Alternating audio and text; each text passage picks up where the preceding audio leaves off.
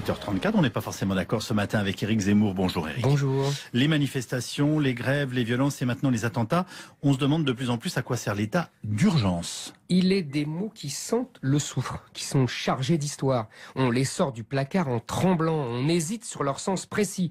État d'urgence, état de siège, quelle est la différence? Jusqu'où la force peut-elle primer le droit? Quand le pouvoir militaire se substitue-t-il au civil? On bute sur les mots explosifs. Péril imminent, restriction des libertés fondamentales. On croit entendre Napoléon III après son coup d'État. Tout rassemblement de plus de 3 personnes est interdit sous peine de mort. On croit voir les soldats de Cavaignac charger les barricades de juin 1848. On s'imagine dans Les Misérables de Victor Hugo mourir avec Gavroche en chantant « Je suis tombé par terre, c'est la faute à Voltaire, le nez dans le ruisseau, c'est la faute à Rousseau ». On croit voir le général de Gaulle à la télévision, sanglé dans son habit de général, tenser le carteron de généraux à la retraite. Ce qui est sûr, c'est qu'on est loin de ces images d'Épinal. Ah ben, ce qui est formidable avec ce pouvoir, c'est qu'on redescend très vite sur Terre. On ne reste pas longtemps dans l'épique ou même dans le martial. On ne reste même pas dans la simple fermeté. Ce pouvoir est humain, trop humain. L'état d'urgence avec Hollande, c'est comme s'il n'y avait pas d'état d'urgence. Les manifestations, les grèves, les violences, les attentats, tout est comme avant l'état d'urgence. C'est le mot qui change, ou plutôt ne change rien. On peut occuper les rues de Paris, on peut casser du flic, on peut briser des vitrines, on peut rassembler les supporters de football pour mieux offrir leur vie aux tueurs de l'État islamique. On peut chaque nuit fumer des pétards place de la République et refaire le monde. On peut immobiliser des trains, des métros, des avions. On peut accumuler des poubelles dans les rues de Paris sans les ramasser. On ne risque rien.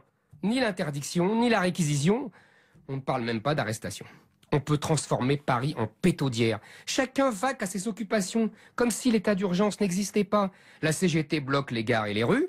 Les gauchistes brûlent des voitures de police. Les migrants s'installent sous le métro aérien Porte de la Chapelle. Les casseurs attaquent l'hôpital Necker comme la diligence dans un western. Les tueurs de l'État islamique tuent.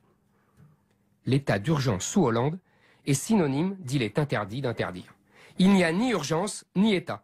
Il faut effacer tous nos souvenirs, toutes nos leçons de l'histoire, toutes les nécessités du maintien de l'ordre. Hollande innove en permanence. Il invente un état d'urgence proclamé, un état d'urgence de papier, comme il y avait naguère des tigres de papier. Un état d'urgence en caoutchouc, où tout ce qui devrait être dur est mou. Tout ordre devient une négociation. Toute autorité publique s'efface devant le sacro-saint état de droit. Tout acte de force finit en preuve de faiblesse. Le préfet se soumet au juge et l'intérêt de l'État aux libertés individuelles. C'est un art, une marque de fabrique, ce qui restera sans doute de François Hollande dans l'histoire. Selon la légende, le roi Midas changeait tout ce qu'il touchait en or. Notre roi Hollande change tout ce qu'il touche en caoutchouc. Éric Zemmour, pour On n'est pas forcément d'accord, demain rendez-vous, demain vendredi avec Guy Medfort et dans un instant Marie Guerrier pour sa revue de presse. Merci d'écouter RTL, bonne journée.